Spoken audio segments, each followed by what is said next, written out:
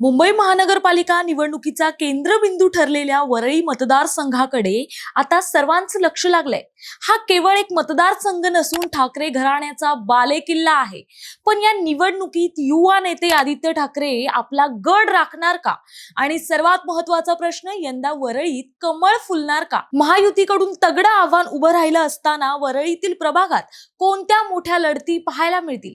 आदित्य ठाकरेंचा प्रभाव असूनही नेमकं कोणते प्रभाग ठाकरे गटाच्या हातून निसटून भाजपच्या पारड्यात पडू शकतात? आणि त्यामागे भाजपची रणनीती काय आहे? आणि भाजपला कोणत्या प्रभागातून संधी मिळू शकते?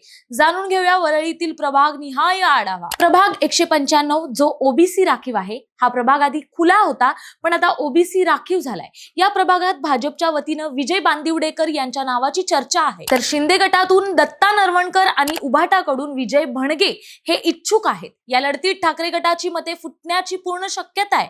भाजपसाठी हा 1 to 1 नव्हे तर ट्रायंगल फायदा ठरू शकतो. प्रभाग क्रमांक 196 महिला आरक्षित आहे. इथे उभाटाकडून विद्यमान नगरसेवक आशिष चेंबूरकर यांना घरी बसावं लागलंय. भाजपने अजून उमेदवार जाहीर केला नसला तरी उभाटाच्या आकर्षिता पाटील यांच्या समोर भाजपला निर्णायक महिला चेहरा देऊन बालेकिल्ला भेदण्याची संधी आहे. शिवसेनेतील अंतर्गत गटबाजीचा फायदा इथे भाजपाला सहज मिळू शकतो. प्रभाग क्रमांक 197 महिला आरक्षित आहे. या प्रभागामध्ये भाजपाला मोठी संधी आहे, कारण इथे दोन प्रतिस्पर्धी मराठी पक्ष आहेत, उभाटा गट आणि मनसे गट. या प्रभागात मनसेच्या तिकिटावर निवडून आलेले पण नंतर शिवसेनेत गेलेले दत्ता नरवणकर हे नगरसेवक होते. आता त्यांची पत्नी वनिता नरवणकर शिंदे गटातून इच्छुक आहेत. तर उभाटाकडून श्रावणी छोटू देसाई, भाजपच्या विमल पवार आणि मनसेच्या रचना साळवी यांच्या नावाची चर्चा आहे. जर 195 मध्ये दत्ता नरवणकर यांना संधी मिळाल्यास हा प्रभाग युती झाल्यास भाजपा घेईल, तर हा प्रभाग मनसेला सोडावा लागेल. याचा थेट फायदा भाजपच्या उमेदवाराला होऊ शकतो. ठाकरे गटाच्या पारंपरिक मतांना तडा गेल्यास ही जागा भाजप सहज खेचू शकते. प्रभाग क्रमांक 199 जो महिला आरक्षित आहे. हा प्रभाग उभाटाच्या माजी महापौर किशोरी पेडणेकर यांचा प्रभाग आहे. पण इथेही भाजपाचा दावा असेल.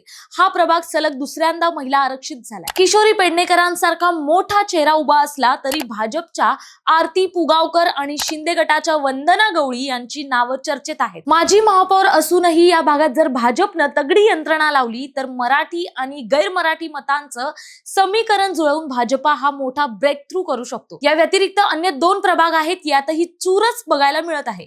तुमच्या मते वरळीत काय होणार? आदित्य ठाकरे गड राखतील की भाजपचं कमळ फुलणार? तुमचं मत आम्हाला कमेंट बॉक्समध्ये नक्की कळवा आणि अशाच राजकीय विश्लेषणासाठी प्रहार न्यूज लाईन पाहत रहा. धन्यवाद.